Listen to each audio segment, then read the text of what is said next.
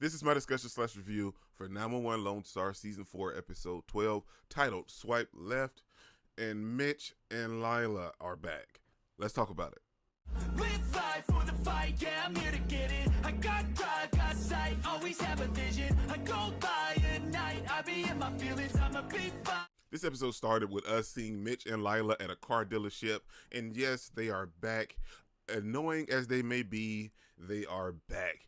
But I feel like they kind of got their comeuppance this episode because they buy this fancy car with the $500,000 that they got from GoFundMe, and then they're racing along, and boom, bam, they slide into a truck of manure. Well, before they actually crash, they slide, and then the manure just dumps on top of them. And I feel like, that's just desserts. That's exactly what they deserve. They were a steaming hot pile of manure, and they got dumped on. Well, they got steaming hot pile of manure dumped on them. You know what I'm saying? So it was comeuppance for them. Let's be real. So what was funny was because the whole squad, Tommy and everybody and Owen, they just, it can't be them again. It can't be. It is.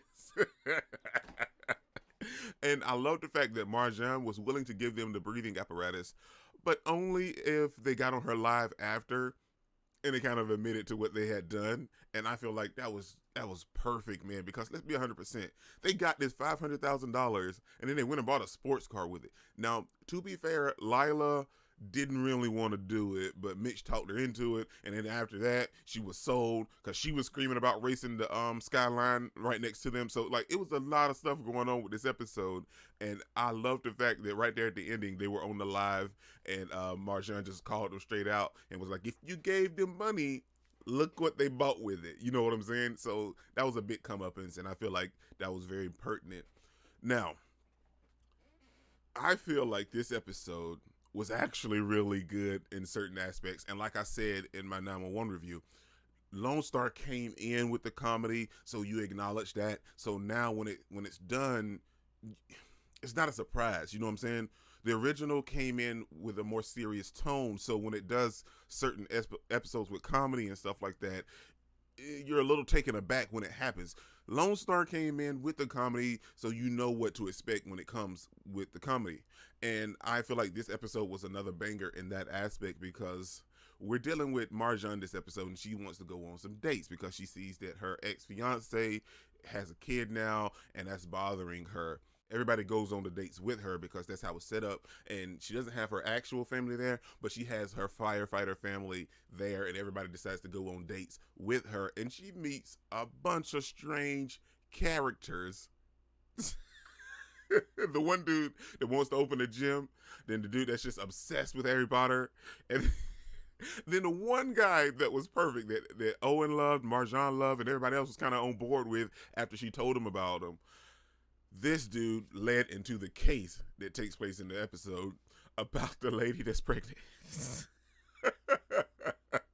This man has a pregnant wife, and she just destroys his hotel. Let's be 100%. She mollywopped it. But, you can understand her whole frustration. The only thing is, it's a good thing that nobody got hurt. But he has a pregnant wife. He's cheating on his pregnant wife, and he set a date with MARJAN. This man is just doing big things all around, man. This man he's different. This man is different. He already has an established life. He has a wife. She's pregnant, and he's cheating on his wife, and he's going to cheat on his wife. He's going to cheat on his wife, cheat on his mistress with MARJAN. Now, good thing it came out, but I mean, this man is doing big things.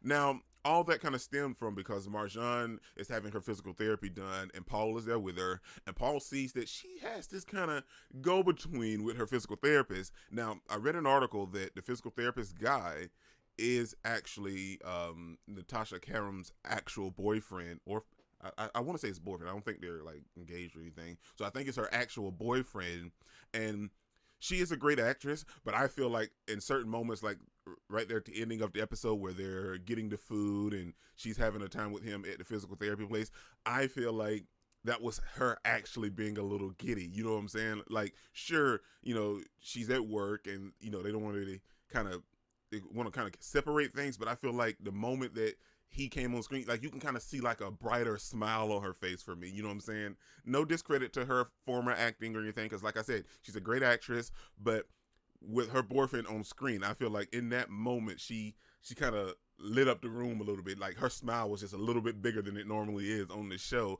So that was nice. And I love the fact that she's actually going to have somebody on the show now, and it's not weird. You know, like we came across some weird dudes this time, and it's not an arranged marriage. And I'm not knocking arranged marriages because, you know, hey, you do what you do, and if it works for you, that's perfect. But it didn't work for Marjan, and now she found somebody to actually have a good time with. And she's so giddy. I love the fact that she's so giddy. Marjan is normally tough and rugged, you know what I'm saying, because she's Firefox. But this time she was so giddy, man, and I really loved it.